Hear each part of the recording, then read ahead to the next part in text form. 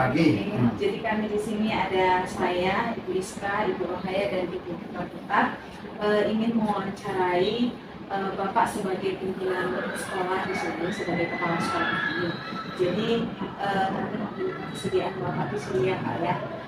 Dan terima kasih Pak buat kesediaan waktunya yang sudah diberikan kepada kami. Kami akan memulai wawancaranya, dan wawancara kami ini Pak tentang pengambilan keputusan. Dan ini merupakan tugas dari kami sebagai guru penggerak. Kebetulan kita dan sekolah ini kan Pak ada 3 dari SMA. Saya matematika, Ibu Putra Bahasa Indonesia, dan Ibu Rohaya kimia.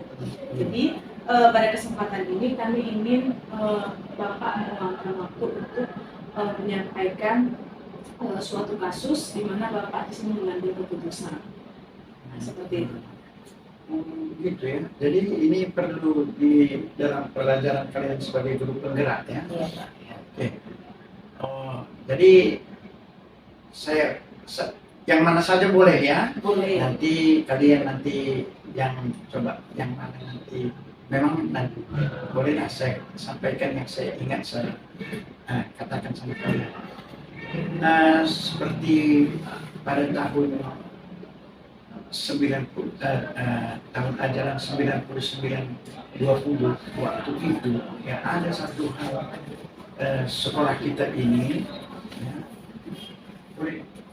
sehingga terjadi kerusuhan begitu. Karena apa? Karena waktu itu kita naikkan uang sekolah nggak seperti biasanya naik 20.000 ya 10.000 begitu. Tapi waktu itu kita naik ya agak tinggi begitu. Kalau nggak salah ya 50.000 sampai 100.000. Jadi waktu itu agak marah sebagian dari orang tua murid kita. Ya, marah begitu, lalu anak-anak pun nggak senang. Entah bagaimana kita datang ke sekolah, mereka sudah pasang spanduk ya menyatakan mereka nggak senang. Kita pun sedih kali waktu itu ya, apalagi saya waktu itu ya melihat keadaan seperti ini. Lalu saya pun berdiskusi dengan pengurus sekolah kita ini. Lalu dengan itu saya mengatakan kepada mereka, saya mau mengambil satu keputusan supaya saya mengadakan pertemuan dengan orang tua murid. Itulah saya rasa waktu itu solusi yang terbaik. Saya akan menyatakan sama mereka itu kenapa kita lakukan itu. Lalu ya dengan berat hati mereka ya setelah kita kirim surat ya memang mereka itu berat hati datang menjumpai atau ikut pertemuan ini, tapi akhirnya mereka ikut pertemuan.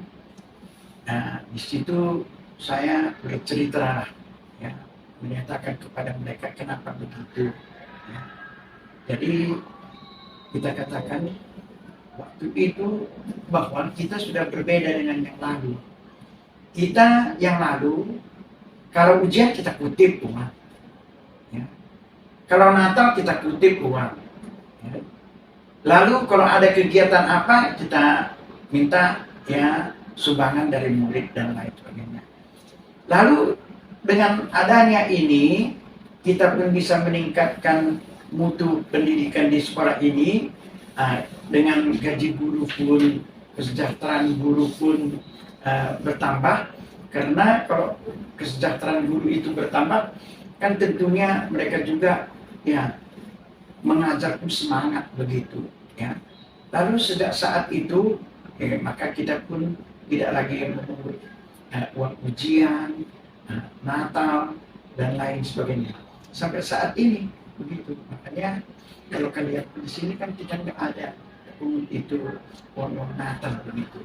Bahkan sekarang ini uang buku pun tidak lagi kita ya tak usah lagi mereka itu beli buku. Itu satu kasus ya. Jadi ada lagi kasus yaitu yang memang menyusahkan sekolah kita karena kita kan swasta, ya kan. Jadi guru ini juga kan ingin ada masa depan mereka. Nah, jadi waktu itu memang sudah kita larang kalau yang mau masuk menjadi pegawai negeri, ya kita larang lah, kita nggak bolehkan. Tapi mereka kan curi-curi ikut ujian lah, lalu sesudah tes, lalu mereka pun ya lulus lah. Akhirnya mereka pergi begitu, ya. Nah, ada yang nggak lulus kita tegur begitu. Nah, sekali lagi kalau ibu buat begitu kita keluarkan gitu. Nah, jadi begitulah kita ambil keputusan, yaitu kita katakan tidak boleh ikut. Tapi kalau ikut pun mereka, ya kita sulit juga mengatakannya, ya, mengambil keputusan keras. Sepertinya pernah kita mau kita ambil ijazah mereka begitu, ijazah guru, ya. Kita nggak boleh ditahan begitu supaya dia nggak keluar, kan nggak manusiawi. Nah, nanti bisa pula terjadi kerusuhan, kan. Nah, oke lah, kita akhirnya kita ada perlunak begitu, ya. Kalaupun kalian ikut, ya, nanti kalau lulus kalian carilah guru begitu, guru yang ya baik seperti kalian begitu, ya. Jadi ya akhirnya ya sekarang kalian ini juga sadar kan, kalian juga tidak kurang mau mengikuti begitu, ya, karena sudah ada sertifikasi, ya kan cocok juga itu, ya, ada sertifikasi itu kan sudah menambah begitu. Nah, itu kasus juga, ya. Dan yang lain-lainnya ya sudah kalian alami lah, ya. Seperti ya kita mau wali kelas kita tingkatkan supaya wali kelas itu baik, ya. Tapi diantaranya kan ada yang kurang bagus begitu pekerjaannya. Lalu kita ya hentikan dia menjadi wali kelas, mulai lagi lah mencari begini, nangis lah, tak apalah begitu. Jadinya kita pikir, karena kita pikir juga memang kasihan juga, ya kan? Karena apa? Karena sudah gaji pun ya bukan begitu besar, dikurangi lagi 7 les begitu, ya kan terasa kali gitu, ya. Jadi itu dialami, ya. Tapi selalu kita mengadakan pertimbangan. Makanya kita selalu mengatakan kepada guru-guru kita supaya kita tetap bertahan. Kalau bisa tambah kelas begitu, kan tambah wali kelas begitu, ya. Dan terakhir ini kalian juga pernah ya saya sampaikan, yaitu kita buat pula syarat, ya, harus ikut dan doa pagi dan ini dan lain sebagainya. Banyak sekali kita buat begitu. Nah, tapi nanti sampai waktunya ya ada saja itu, ya, ada saja yang kesulitan bagi untuk mengambil keputusan itu. Tetapi saya pikir-pikir, ya, seharusnya diambil begitu, ya, karena ya tak bagus lah kalau terus-terusan nanti begitu, ya. Karena kita di sini kan yang berlatar belakang Kristen lah, ya, kita katakan sekolah Kristen lah ini, ya. Dan guru pun semua Kristen, ya. Kan alangkah baiknya ikut doa pagi begitu, ya, atau ikut kebaktian guru dan lain sebagainya. Nah, itulah kasus-kasus, ya. Mungkin ada lagi yang mau ditanyakan. Ada satu lagi, yang juga berat kan. Nah, ini namanya sertifikasi, ya kan. Dia sudah enggak 24 jam, ya, karena dia sudah guru yang disertifikasi, ya. Kalau enggak nanti 24 jam berikutnya dia enggak dapat, ya, tambahan honor bagi dia, ya. Akhirnya kita buatlah, ya, namanya contohnya Pak Tarigan lah, dia nggak lagi sertifikasi, diambil lesnya, ya, dikasihkan kepada guru. Ya. Nah, lalu kita sebetulnya nggak ada kepala lab, kita buat pengangkatan kepala lab, dapat beberapa jam begitu, ya. Nah, hal-hal semacam itu. Jadi kita selalu ada merasa bagaimana ya, kita juga harus menolong guru, ya. Yang penting guru kita ini yang merasa cinta sekolah ini dan juga dengan sungguh mengajar, ya kenapa tidak kalau kita bantu dia begitu.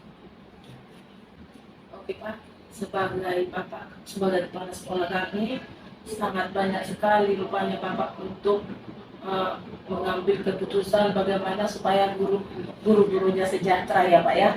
Nah di dalam memberikan keputusan itu Bapak, bolehkah kami tahu Pak, adakah yang membantu Bapak di dalam membuat keputusan seperti itu? Oh, ya karena sekolah kita ini kan bergabung, ya kan? Ada kepala TK, ada SD, ada SMP, ada SMA. Tetapi sekolah kita ini kan ada juga uniknya kan, ada pimpinan perguruan untuk menjembatani setiap ya satuan pendidikan kita, ya TK, SD. Nah, jadi ya untuk supaya yang mendiskusikan itu, mengambil keputusan itu, ya saya perlu meminta mereka itu supaya kita bersama memikirkan apa yang jalan terbaik untuk itu gitu. Mereka terbantu, saya terbantu, ya. Lalu juga ada teman-teman, ya, kepala sekolah yang lain, ya, kita juga saling berdiskusi, saling bagaimana pengalaman mereka untuk supaya kita bisa mengambil keputusan yang paling baik begitu. Dari sekolah lain Pak. Dari sekolah lain. Oke Pak, jadi begini Pak, setelah kami belajar di program guru penggerak ini kan Pak, sebenarnya ternyata kasus yang Bapak ceritakan itu sebenarnya udah banyak kali ya Pak, jenisnya dari mulai lawannya orang tua, kemudian ada guru juga, kemudian sertifikasi dan wali kelas tadi ya Pak. Sebenarnya itu sudah ragam kasus dan saya rasa itu masih kasus yang sedikit dibanding semuanya karena Bapak juga sudah pimpinan yang senior dan sudah lama ya Pak jadi kepala sekolah. Jadi yang kami belajar itu Pak seperti ini, ternyata dalam setiap pengambilan keputusan itu ada kasus yang terjadi karena dilema etika. Tapi ada juga kasus yang Bapak harus putuskan karena bujukan moral. Nah, yang Bapak ceritakan tadi itu sudah mencakup yang keduanya, Pak. Jadi ada dilema etika, yaitu kasus yang Bapak ceritakan tentang menaikkan uang sekolah. Itu kasus dilema etika, Pak. Tapi kalau misalnya kasus bujukan moral itu, Pak, kasus sertifikasi guru tadi dan wali kelas tadi, Pak. Nah, apalagi tadi Bapak sebutkan ada yang guru yang nangis-nangis lah, gitu bermohon, dan itu memang sangat bujukan moral. Saya rasa pada saat mengambil keputusan Bapak seperti ini berpikir kalau peraturan tidak boleh, tapi melihat air matanya terpaksa Bapak iakan. Nah itulah bujukan moral Pak. Jadi kalau misalnya dilema etika ya seperti orang tua tadi yang Bapak hadapi selama ini pasti yang mungkin bujukan moral lah karena kasihan kepada guru, kasihan kepada murid, kasihan kalau sertifikasinya tidak digenapi, seperti itu yang Bapak ambil keputusannya. Lalu pada saat dilema etika Pak, ternyata kami mempelajari bahwasanya paradigmanya ada 4. Di kasus Bapak tadi itu ada paradigmanya loh Pak, bahwasanya terjadi paradigma di sana individu lawan masyarakat. Tadi Bapak angkat ya Pak, orang tua jadi lawan ya Pak. Ternyata itu sudah menjadi satu paradigma. Kemudian paradigma yang lain muncul juga di sana, yaitu paradigma jangka pendek versus jangka panjang. Kalau misalnya jangka pendeknya Bapak pikirkan nanti ya takutnya pasti murid nggak ada lagi ya Pak, tapi jangka panjangnya Bapak pikirkan ke guru-gurunya bagaimana kesejahteraannya.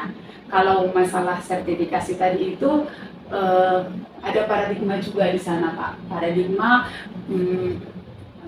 keadilan lawan rasa kasihan. Satu sisi Bapak harus adil dengan peraturan yang berlaku, tapi satu sisi juga Bapak harus meluangkan rasa empati, rasa kasihan atau belas kasihan kepada guru yang kalau tidak wali kelas lagi atau jadi kurang jamnya, tidak cair sertifikasinya, begitu Pak. Nah, kalau selama ini Pak, itu tadi gambaran dari pembelajaran kami. Kalau selama ini Pak mungkin sudah bisa Bapak kaitkan dengan kasus-kasus Bapak selama ini dalam pengambilan keputusan. Kira-kira pengambilan keputusan Bapak itu gambarannya seperti apa Pak? Apakah dalam satu kasus tadi Bapak bilang langsung sharing dengan teman-teman, atau Bapak relax dulu, pikirkan dulu, atau langsung yang ambil keputusan atau libatkan orang yang terlibat, wali kelas begitu, atau apa, bagaimana Pak? Ya, ada juga ya, kita juga kadang-kadang melibatkan setelah kita dengan beberapa kepala sekolah, lalu kita juga melibatkan kita wakil kepala sekolah lah yang membantu, dan juga bahkan wali kelas ya, karena wali kelas kan langsung ke ke anak kelasnya kalau terjadi kasus-kasus seperti ini lah umpamanya ya. Pernah sekali, entah kalian sudah di sini atau belum ya. Dulu asalkan sudah libur Imlek, itu pasti anak-anak kita pasang mercun di sekolah, jadi nggak bisa belajar. Nah, sudah kita razia, ya, nggak ada mercun. Tapi sebentar lagi, mercun itu ya meledak di toilet lah, ya, meledak di sudut-sudut sana lah. Lalu kita rasa susah kali kalau begini, ya kan? Lalu ambil keputusan. Siapa yang itu tegas sekali.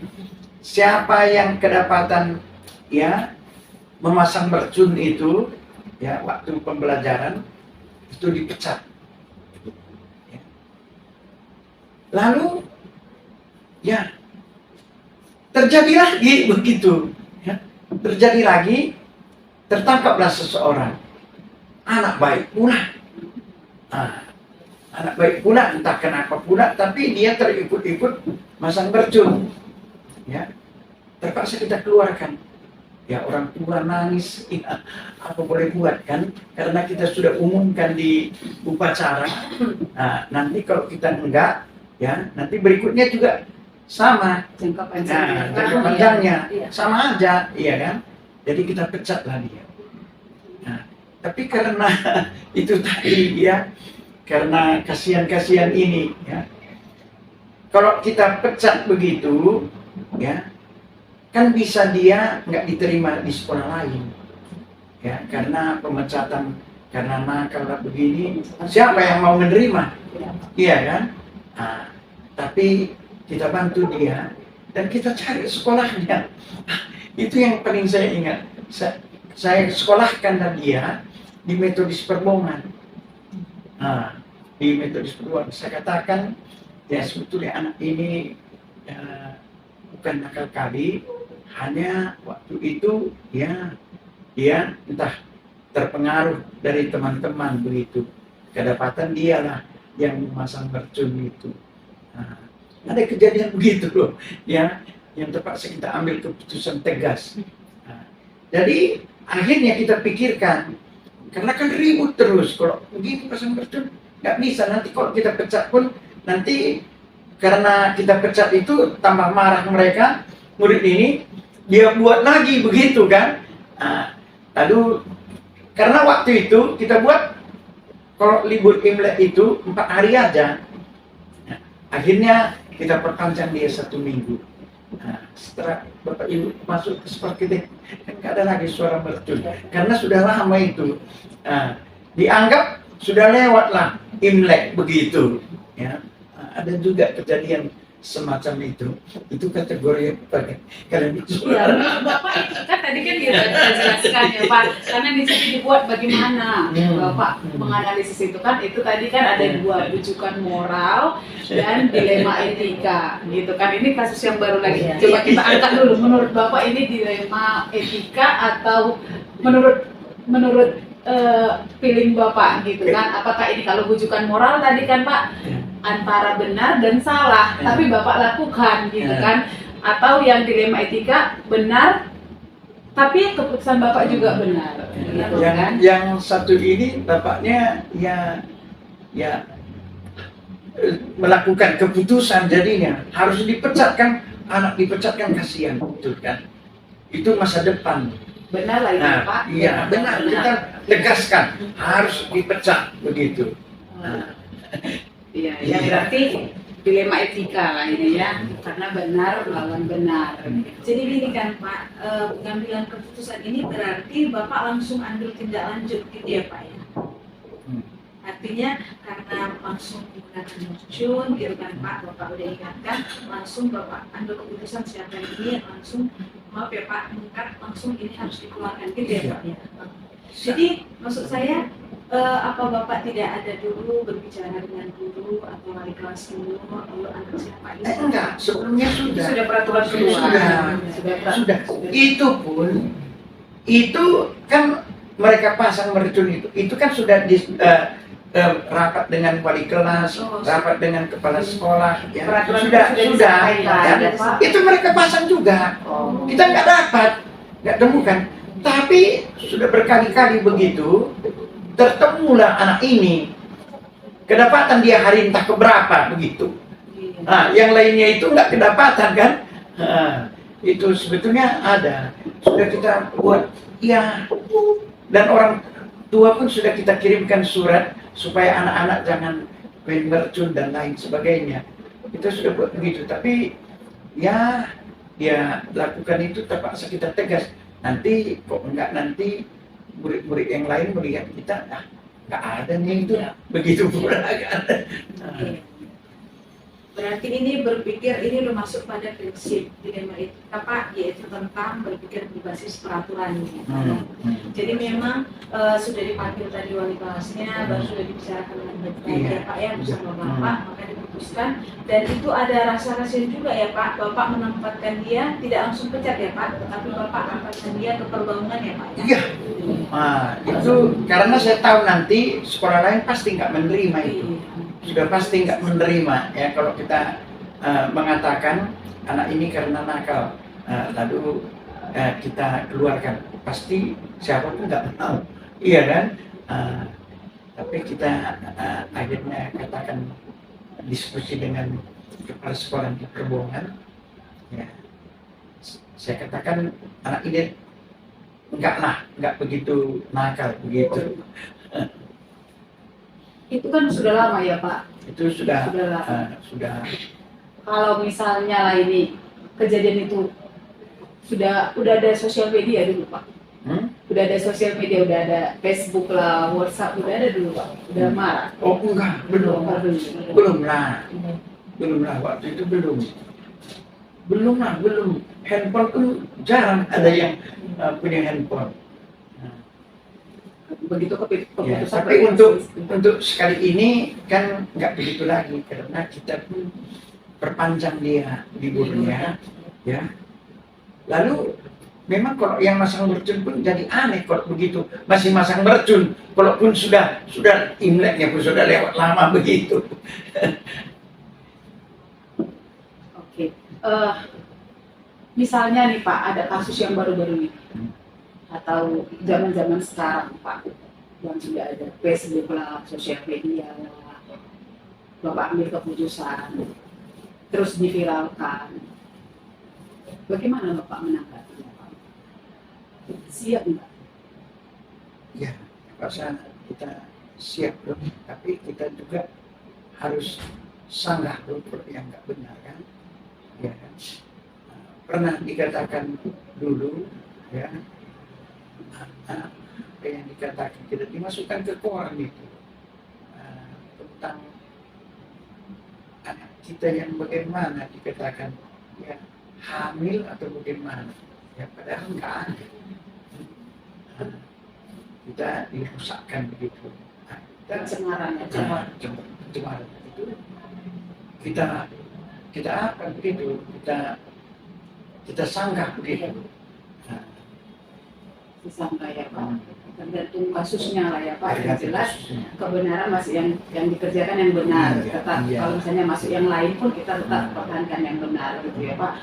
Terus kalau misalkan ada kita mau ada oke, kalau misalkan lah Pak posisi berat pada saat mengambil keputusan, pernah nggak mengalami tantangan Pak untuk mengambil keputusan yang tadi misalnya Pak antara benar ini kalau satu sisi benar, satu sisi pun benar, tapi harus diputuskan, pernah nggak mengalami tantangan Pak?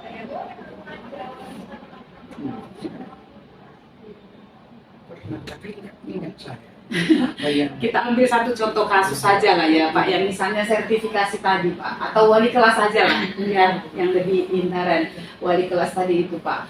Pastinya kan Bapak sudah bilang tadi ada yang menangis lah, karena terasa ya Pak, jam wali kelasnya itu dikurangi. Tapi ya dari kinerja setahun sebelumnya sudah melanggar peraturan atau tidak cocok dengan keputusan bersama gitu. Pada saat pengambilan keputusan itu tantangannya bagaimana Pak sampai Bapak memutuskan apakah Bapak tetap memberhentikan wali kelas atau tetap pakai wali kelas dengan catatan bagaimana? Tantangannya di mana? Sebetulnya kan mengenai wali kelas ya yang mungkin kalian nggak tahu, nggak kalian alami lah selama kalian di sini. Ada wali kelas itu pernah minta sesuatu kepada murid. Materi ya Pak. Nah, dia caranya adil. Katanya bapak kan ulang tahun begitu kan, ibu ulang tahun begitu kan. Nah, jadi ya masakan kalian nggak kasih hadiah begitu gitu. Sempat loh anak-anak ada yang beli cincin. Wah, itu ada yang kita, itu kita juga marah betul ya. Kita cari wali kelasnya dan dikurangi juga lesnya karena kalau terus kita keluarkan, kita nanti juga berhadapan dengan pihak tenaga kerja. Itu ya nggak mudah mengeluarkan dulu. Kalau menurut Bapak sendiri, wali kelas ini kita ambil satu kasus saja lah ya Pak tentang wali kelas ini karena sudah kita bahas tadi tentang tantangannya. Idealnya bagaimana Pak? Sehingga keluar peraturan sebagai wali kelas. Idealnya seorang wali kelas menurut Bapak harus bagaimana? Idealnya kan saya selalu mengatakan kepada kita kan setelah belajar dari ya bahkan dari China ya. Jadi kalau wali kelas itu kepala sekolah di kelasnya. Jadi oleh sebab itu makanya wali kelas itu harus yang baik begitu, yang betul-betul dia berkompeten dia untuk sebagai wali kelas. Dan seharusnya kalau berikutnya dia tidak melakukan ya dengan supaya kelasnya itu ya lebih baik dan anak-anak lebih baik, ya seharusnya dicabut begitu. Kalau itu seharusnya ya, kalau saya sebetulnya keinginan ya itu kalau yang begitu tak layak lagi dia jadi wali kelas. Tapi kembali yang tadi lagi ya kan. Kan di sini kan ada beberapa wali kelas yang senior, tak layak itu. Menurut saya sedikit pun nggak cocok lagi dia wali kelas pun. Ya. Tapi untuk mengeluarkannya dia sudah hampir 20 tahun pula di sini, ya kan? Begitu. Apa harapan Bapak akhir-akhir ini untuk Bapak Ibu guru wali kelas? Harapan Bapak kepada Bapak Ibu guru sebagai wali kelas?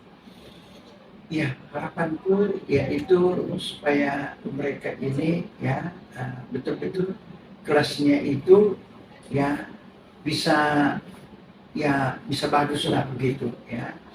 Anak-anak ini tidak ya karakter mereka bisa bagus, dan wali kelas itu juga punya karakter yang baik, contoh yang baik begitu ya. Ya, karena kalau dia pun tidak membuat contoh, umpamanya dia pun terlambat begitu, bagaimana bisa menjadi contoh ya. Jadi yang terpenting sebetulnya wali kelas itu dia bisa menguasai kelasnya, dia bisa mengenal anak-anaknya ini ya, dan dia juga bagaimana dengan orang tua si anak ini juga ya, ada connect begitu ya, sehingga kan sudah seperti anaknya itu, iya kan. Sudah nyaman di kelas itu kan, anak-anak pun cinta dia karena dia anggap ya wali kelasnya ini bapaknya, ibunya, begitu, sudah seperti satu keluarga begitu ya. Itu harapannya. Iya, harapan. Kalau tadi Bapak singgung sedikit ya Pak, beberapa wali kelas sebenarnya sudah tidak layak, sudah Bapak bukakan ya Pak, harusnya ya kami tidak tahu sebelumnya itu ya Pak ya. Nah, kalau misalnya kami bertanya, pernah nggak Bapak lakukan pendekatan terhadap guru yang Bapak tadi itu, atau secara persuasif? Sebetulnya sudah berkali-kali begitu, tapi akhirnya jadi sudahlah, nanti dia pun sudah senior sebentar lagi juga, dia sudah ya kurang berkemampuan. Jadi kesana keputusannya ya Pak. Iya. Ini Pak, mengingat tadi ada wali kelas kan seperti yang sudah disampaikan di Pak Wali tadi kan ada guru-guru sudah tidak layak, tidak ada maksudnya kira-kira faktor apa yang membuat Bapak mempermudah mengambil keputusan seperti itu? Karena kan saya lihat tadi Bapak mengatakan ada wali kelas yang sudah tidak layak, gitu kan, tidak lagi wali kelas begitu Pak. Kira-kira faktor apa yang membuat Bapak mengatakan bahwa ini tidak layak lagi? Bapak mengambil keputusan itu, ini sudah tidak layak lagi. Nah, sekaligus gimana sih Pak langkah-langkah yang Bapak lakukan dalam pengambilan keputusan itu? Begini, kalau umpamanya ya dia tidak layak lagi, ya, kita sudah katakan peraturan sekolah kita harus dilakukan demikian. Ya. Kan dia kan harus ada nilai plusnya kan, semua perangkat pembelajaran pun bagus begitu kan. Dia harus berbeda lah dengan guru yang bukan wali kelas begitu ya. Lalu dia bertanggung jawab terhadap anak kelasnya ya. Jadi ini ini terus-terusan terjadi keributan di kelasnya, terus-terusan ada orang tua murid yang komplain ya dengan wali kelas ini. Jadi kalau sudah kita lihat keadaan semacam itu, ya tidak bisa lagi menguasai kelas, ya, kita rasakan ya nanti apalagi kita sekolah swasta kan sangat merugikan sekolah kita ini. Jadi alangkah baiknya dia dihentikan dulu, ya, berikutnya ya mungkin beberapa tahun kemudian ya setelah kita lihat ada perubahan ya boleh saja nanti kita angkat lagi dia sebagai wali kelas. Kalau masih muda ya Pak. Masih muda. Kalau tadi Bapak ada bahas ada peraturan yang sudah disampaikan kepada wali kelas, gitu kan Pak. Peraturan itu pastinya oleh pimpinan perguruan gitu kan Pak. Maaf Pak, saya mau tanya, dari misalnya peraturan itu ada 14 poin misalnya Pak, 14 poin. Menurut Bapak, apakah Bapak sudah jadi model dari 14 poin ini Pak? keterlambat, maksudnya tentang disiplin waktu, tentang berpakaian itu, jam doa tadi itu dari Bapak sudah jadi model terhadap wali-wali kelas ini, Pak. Saya rasa sudah lah ya, Pak. Iya, maksudnya apakah semua wali kelas ini sudah Bapak sendiri, Bapak. Misalnya kan saya gini, Pak, sendiri. kami ini wali Sudah kelas, model ya. untuk itu. Kami kan wali kelas. Iya, iya. Menurut Bapak pribadi, apakah Bapak sudah jadi idola kami, model gitu kan? Supaya kami wali kelasnya itu gitu kan, Itu Pak? nggak boleh lah tanya saya. Kalian lah saya tanya guru-guru di sini loh. Enggak, maksudnya Pak kan 14 itu kan Bapak buat dan Bapak tanda tangani secara sadar. Pastinya apakah itu sudah Bapak jalankan 90% gitu kan, Pak? Sudahlah semua harus dilakukan kan kalau nggak nanti ya di belakang di umpamanya tidak ikut doa pagi umpamanya sama saja Bapak itu malas ya. Berarti sudah bisa dikatakan idola sebenarnya ya Pak, dan Bapak mau supaya guru-guru pun seperti itu. Nah, kalau misalnya yang tadi itu Pak, mereka keputusan Bapak kan sebentar lagi mereka mau pensiun gitu Pak. Apakah itu sudah keputusan atau masih ada harapan Bapaknya supaya mereka berubah lagi seperti yang dulu, yang pas seperti guru-guru muda ini Pak, begitu kan? Atau memang sudah? Iya, jadi ya memang bagaimana ya, kebanyakan ya, guru-guru kita yang sudah agak tua begitu, itu memang kita pun rasakan sudah kurang sanggup dia sebetulnya jadi guru kelas ya. Umpamanya contohnya ya, tentang hal penilaian lambat dan lain sebagainya. Jadi memang kita hentikan itu. Contohnya seperti Pak Tarigan, ya kan, Pak MT, ya. Memang ya mereka sudah capek begitu. Oke, Bu Iska. Pak, kira-kira Pak, dari semua yang sudah Bapak sampaikan, dari pengalaman ini Pak,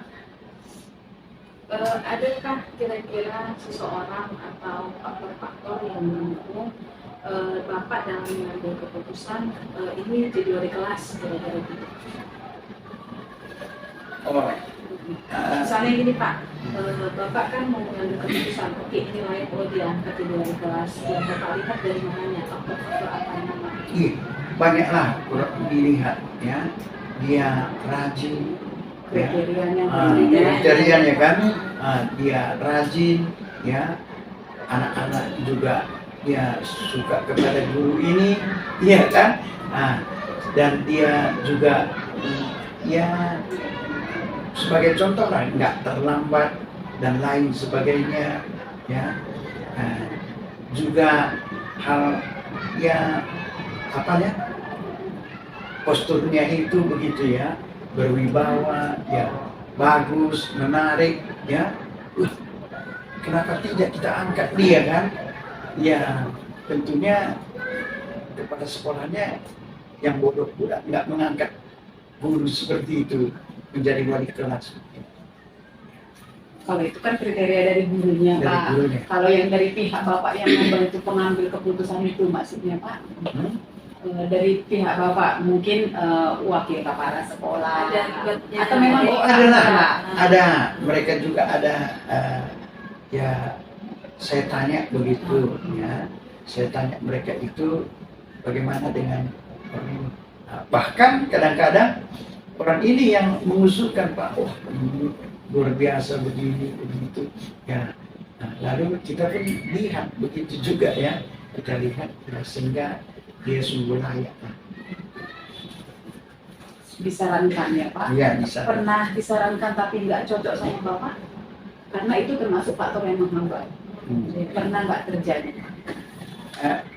Ya sebenarnya dianggap dia ini baik ya, tetapi akhirnya ya kurang rupanya begitu ya. Maksudnya Pak, disarankan oleh wakil kepala sekolah Bapak. Hmm. Ini cocok Pak, tapi dari Bapak itu melihat nggak cocok. Bagaimana Bapak menanggapinya itu Pak? Oh ya, itu karena begini, karena kita kan harus juga melihat saran mereka ini, karena kan kita takut nanti ya seperti yang lalu-lalu itu ya, itu boleh dikatakan karena teman mereka begitu, mereka usulkan ini. Tapi kulihat yang sekarang ini tidak lagi ya, tapi memang yang diusulkan itu pun ya memang yang boleh dikatakan qualified, baguslah ya. Tapi kalaupun yang enggak, ya tentunya kita katakan tidak begitu.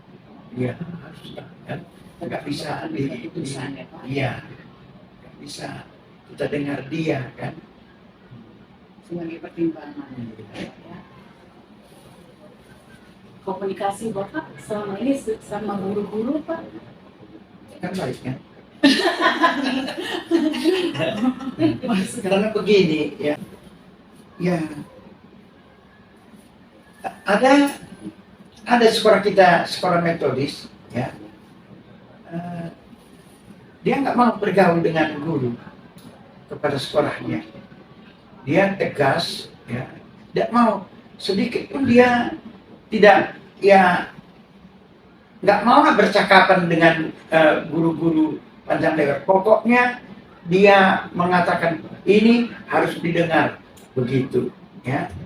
Jadi saya nggak bisa pula begitu. Saya nggak suka yang begitu. Saya suka ya berteman dengan guru ya, ada kebersamaan, sehingga selalu kita buat kebersamaan kan.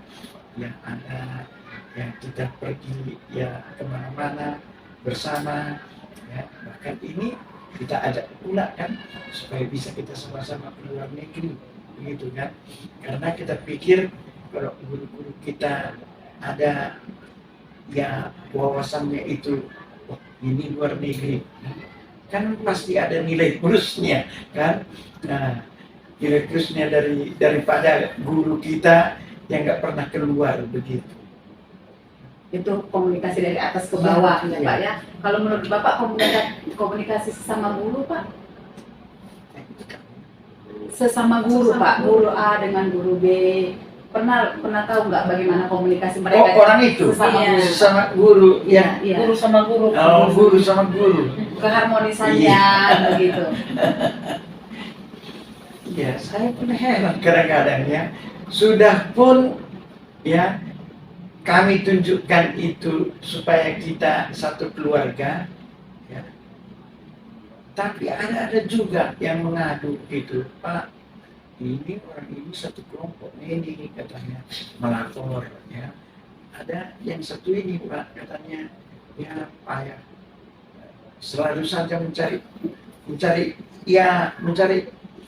apa katanya untuk ya membuat orang nggak senang, mencari pasal begitu ya, membuat orang nggak senang. Nah, itu kita dengar juga sampai sekarang pun kita dengar juga itu ya. Nah, tapi ya bagaimana ya, kita kan selalu saya di dalam rapat-rapat pun selalu mengatakan marilah kita kompak, kita bekerja sama. Tapi namanya manusia kan, ada saja ya. Apalagi guru kita sekarang ini lebih banyak perempuan kan. Nah, perempuan kan karakternya kan beda dengan laki-laki. Lebih banyak berbicara dari sana. Wah gitu ya, sebenarnya ya Pak. Oke, ada lagi please kan? Ada lagi? Oke Pak. Boleh terakhir ya Pak. Panjang ya. Terakhir Pak, poin terakhir ini Pak. Iya. Tadi kan sudah kami bahas Pak tentang dilema etika dan kehidupan moral, bagaimana Bapak mengambil keputusan. Sebelum ke terakhir, kira-kira sehari-hari ini kasus mana yang paling banyak Bapak temui? Bujukan moral kah?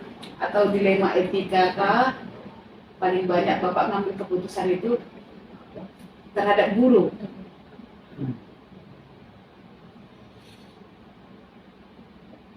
ya gimana ya, enggak. Jadi maksud kalian yang apa tadi, bagaimana artinya? Kalau dilema etika Pak, itu apa benar lawan benar. benar Kalau lawan Bapak benar. putuskan A itu benar, kalau Bapak putuskan B itu pun benar. Tapi kalau dia bujukan moral Pak, kalau Bapak putuskan A itu benar, kalau Bapak putuskan B itu salah, tapi Bapak iakanlah karena kasihan, karena empati, karena sayang begitu. Masih ada tenggang rasa itu. Bujukan Iya, moral. bujukan. Pak. Masih ada. Apalagi kalau udah pakai air mata tadi. Masih ada saja itu. Bujukan moral lah berarti ya Pak, terhadap guru-guru ya Pak. Oke lah Pak, mudah-mudahan kedepannya berkurang lah ya Pak kasus bujukan moral, atau Bapaknya semakin terbiasa menghadapi tugas. Mudah-mudahan. Tapi mungkin kepribadianku juga itu mungkin. Selalu ada saja itu karena mungkin ya latar belakang masing-masing kan beda ya. Ada kan dia kinder kan, ya nggak mau kalau begini sudah begitu. Ya, saya nggak bisa pula begitu. ya, memang dalam pengambilan keputusan itu memang ada aja nilai kebajikan yang tertuang Pak. Mungkin di pribadi Bapak lebih besar empati. Iya. Dalam mengambil keputusan Iya. selalu empati, itu pasti selalu bersinggungan dengan nilai yang lain. Jadi tidak adil dengan yang satu, tapi Bapak empati dengan yang satu lagi. Itu mungkin nilai kebajikan yang sudah ada di dalam diri Bapak. Tapi nggak tahu bagaimana di dalam kalian pelajari. Ya. Tapi dengan saya melakukan begitu, ya,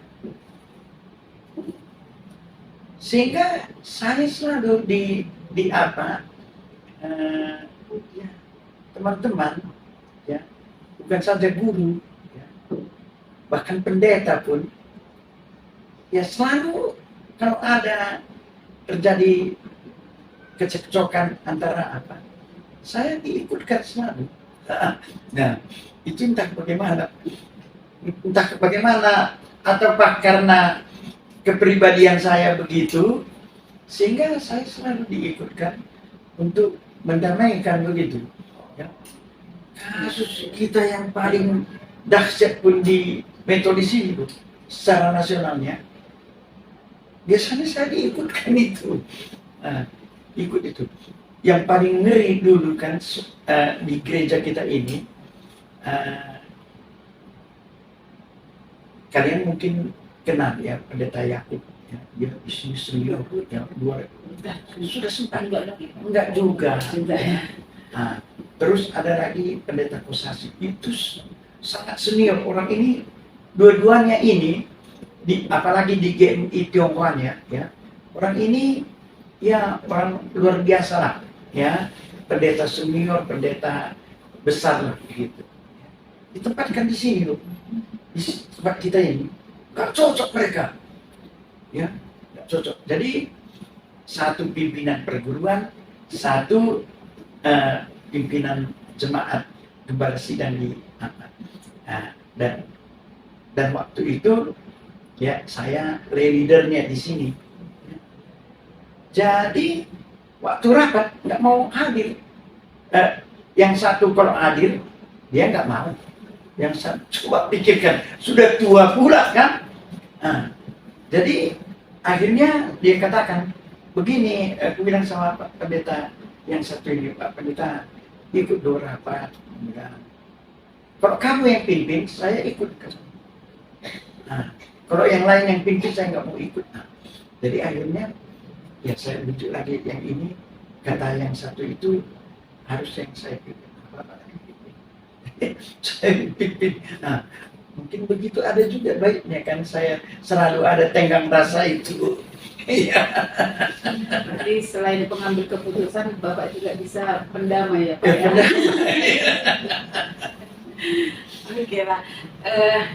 Makanya kalian juga perlu begitu, ikuti saya. Bapak tadi kan sudah kami bilang, Bapak idola kami Pak.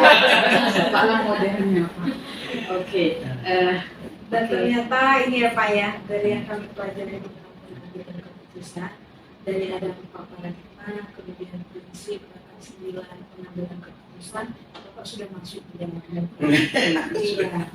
Artinya kan kami juga jadi belajar dari Bapak seperti yang sudah disampaikan tadi. Bapak itu idola kami dan memang benar. Pada saat kami melakukan wawancara dengan Bapak, ternyata semua itu ada. Salah orangnya. Oh, baik Pak. Terima kasih Pak atas waktunya. Udah sangat banyak kami mengetahui Bapak sebagai kepala sekolah di perguruan kita ini, perguruan Kristen. Rupanya banyak sekali kasus yang Bapak temukan dan Bapak sudah sangat banyak bagaimana untuk mengambil keputusan itu. Nah Pak, bagaimana Pak perasaan Bapak setelah menyampaikan itu kepada kami sekarang? Kira-kira bagaimana perasaan Bapak, Pak?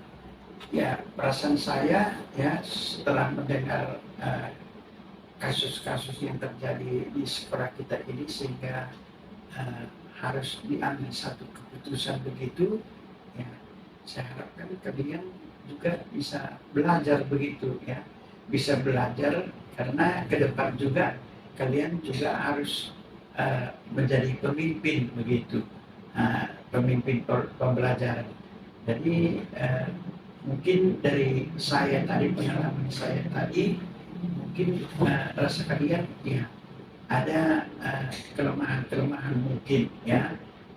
Jadi dalam hal itu kalian perbaiki dengan lebih baik lagi ya, dengan pengalaman yang saya sampaikan tadi, supaya kalian nanti ke depan bisa menjadi pemimpin pembelajaran yang lebih baik lagi. Nah, itu harapan ya. Baik Pak, terima kasih buat waktunya, buat harapannya. Mudah-mudahan kami bisa lebih baik lagi Pak. Memang banyak yang kami pelajari di program guru penggerak ini Pak, bagaimana kami supaya berdampak kepada murid, berdampak kepada rekan kerja kami, bahkan berdampak lagi kepada pimpinan kami Pak, kemudian menjadi contoh kepada guru-guru. Jadi tugas kami itu Pak bukan sebatas melakukan aksi-aksi ini, tapi kami benar-benar jadi agen perubahan ke depannya Pak. Mudah-mudahan harapan Bapak bisa kami wujudkan, terkhusus Bu Mutar, Bu Iska, dan saya sendiri Pak, boleh menjalin satu komunitas. Kami boleh melakukan praktisi-praktisi yang baik untuk kedepannya. Kami boleh menjalar lagi Pak di sekolah kita ini. Boleh sekolah kita ini benar-benar lebih baik dan maju lagi Pak. Terima kasih buat waktunya. Bapak doakan kami juga supaya selesai program guru penggerak ini, kami benar-benar fokus pada pelaksanaannya. Ya, pasti didoakan kalian ya. Kita mengharapkan sekolah kita ini nanti ya bisa lebih memuliakan Tuhan. Oke. Ya, Terima kasih ya Pak.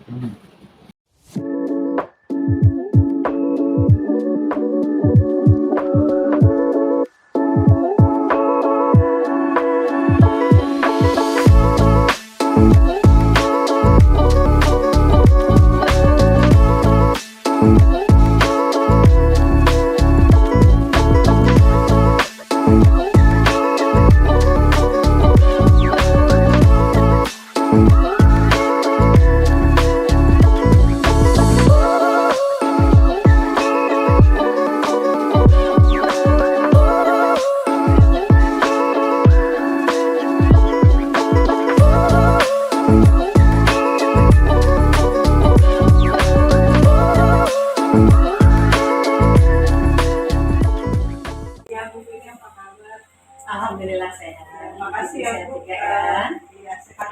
Sudah diberi kesempatan untuk bisa kami wawancarai terkait dengan pengambilan keputusan berbasis nilai-nilai kebajikan sebagai pemimpin. Di sini Ibu bertugas sebagai Kepala SMA Negeri 5 Bandung Menawa. Nah, jadi dalam kegiatan Ibu atau dalam Ibu melaksanakan tugas sebagai pemimpin, bagaimana Bu Ibu mengidentifikasi kasus-kasus yang merupakan dilema etika atau dilema moral?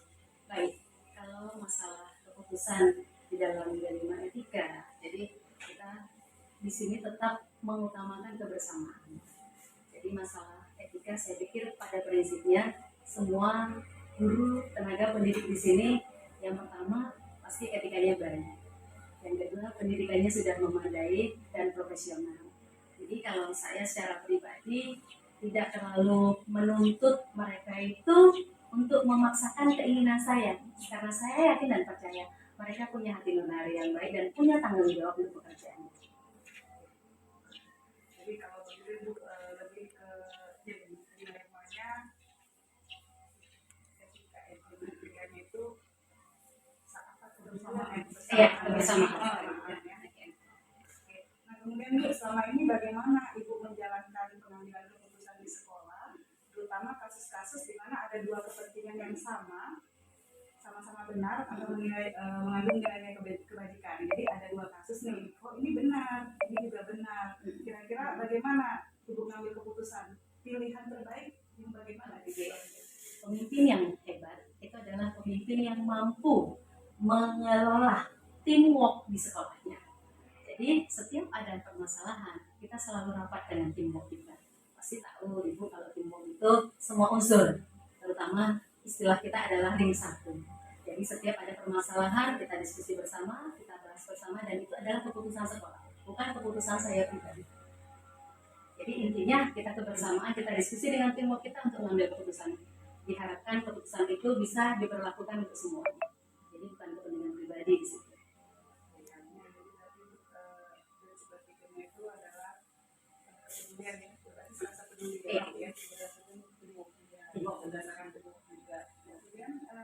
Langkah-langkah atau prosedur apa yang selama ini biasa Ibu lakukan? Untuk pengambilan keputusan tadi, ya yang pertama pasti kan kita diskusi dulu permasalahannya seperti apa. Kita cari dulu akar masalahnya seperti apa. Karena kami berprinsip kalau ada masalah yang besar kita kecilkan. Kalau ada masalah kecil bisa kita hilangkan. Jadi jangan masalah kecil kita besarkan.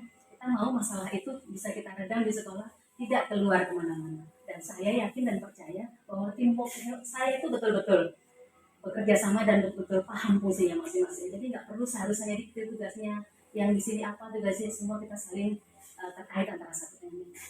Jadi yang dibangun Iya, di dalam. harus diperintah, Betul. tapi kesadaran dari dalam diri. Iya, benar. Nah, hal apa ya Bu selama ini yang Ibu anggap efektif dalam pengambilan keputusan pada kasus-kasus tersebut? Rapat bersama. Rapat bersama Iya, yang efektif. untuk mengambil keputusan bersama. Nah, Bu, selanjutnya apa saja yang selama ini yang merupakan tantangan dalam pengambilan keputusan pada sebuah kasus-kasus yang dilema etika tersebut? Yang pasti kalau ini mungkin kasus ini harus kita pilah-pilah ya. Kalau internal, contoh yang paling rentan ini adalah perilaku anak. Iya, karena sudah berulang kali terkadang kita ingatkan sampai titik jenuh. Bapak Ibu guru itu sudah menyerah. Mau gimana lagi udah kita upayakan begini begitu. Nah, kita kembalikan lagi fungsi anak itu kodratnya seperti apa. Sekarang apalagi isu sekarang Merdeka Belajar, kita harus melihat kebutuhan anak. Anak itu sudah ditakdirkan menjadi apa, jadi kita nggak boleh memaksakan kehendak kita. Hanya mungkin kita belum menyentuh hati siswa tadi. Jadi kalau sudah kita sentuh mereka bahwasanya belajar itu kebutuhan mereka, pasti mereka akan boleh kembali ke rumah. Berarti sesuai dengan prinsip ya Bu, bahwa pengambilan keputusan yang kita lakukan pertama harus berpihak pada kepentingan murid, kemudian harus berbasis nilai kebajikan yang kita bimbing di sekolah dan tanggung jawab. Iya. Apakah Ibu memiliki sebuah jadwal tertentu dalam sebuah penyelesaian kasus dilema etika? Apakah Ibu langsung menyelesaikannya di tempat atau memiliki sebuah jadwal untuk menyelesaikannya dan bentuk atau prosedur apa yang Ibu jalankan? Kalau jadwal, saya pikir masalah itu kan nggak muncul diatur. Masalah itu bisa muncul sesaat. Nah, pasti kalau saat pengambilan keputusan kita pasti rapat bersama tadi, pasti kita tentukan misalnya hari ini ternyata nggak semua tim bisa hadir. Kita juga tahu jadwal mereka mungkin ada kesibukan di tempat lain di luar kan, kita nggak juga bisa pasarkan. Pasti kita jadwal dulu masalahnya ini seperti ini seperti ini. Kita tarik dulu kesimpulannya. Sumber pertama yang memberikan informasinya seperti ini. Sumber yang kedua misalnya dari wali kelasnya. Ini yang sering kita terjadi ini masalah anak-anak ini di sekolahnya. Apalagi Bapak Ibu juga tahu lokasi kita ini jauh dari pemukiman. Pasti intinya itu yang pertama transportasi ya kan gitu. Jadi harus betul-betul kita pacu. Itu tadi tetap pasti kita terjadwal. Terjadwalnya itu bukan rutinitas 1 bulan ini kita membahas ini, tapi paling tidak bisa kita evaluasi. Jadi kalau ada permasalahan ini kita evaluasi, ayo kita diskusi bersama apa sih masalahnya, apa sih solusinya. Kalau sudah keputusan ini dapat, maka kita sampaikan ke Bapak Ibu guru. Karena pasti warga sekolah ini butuh keputusan kita untuk mereka bersama juga. Dan masih ada konsekuensi. Iya, betul.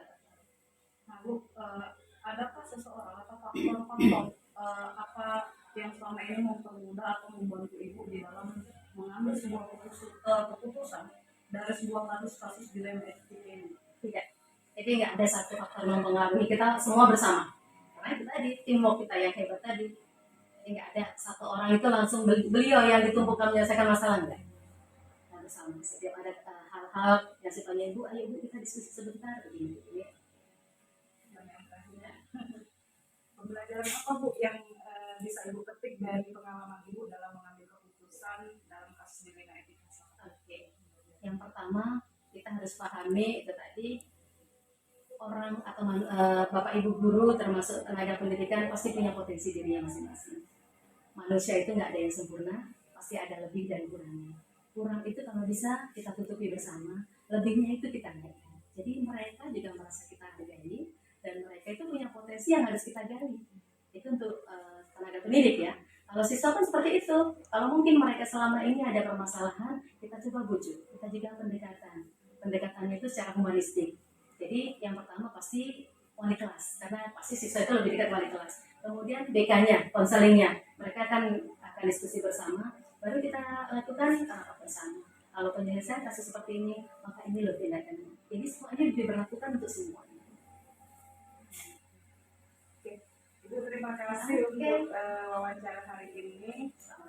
Semoga Ibu selalu sehat dan kita bisa semakin menjadi pemimpin pembelajaran yang bijaksana, berpihak pada murid, kemudian berbasis nilai-nilai kebajikan yang selama ini kita junjung tinggi dan penuh tanggung jawab. Terima kasih Bu. Waalaikumsalam. Sebenarnya intinya apa?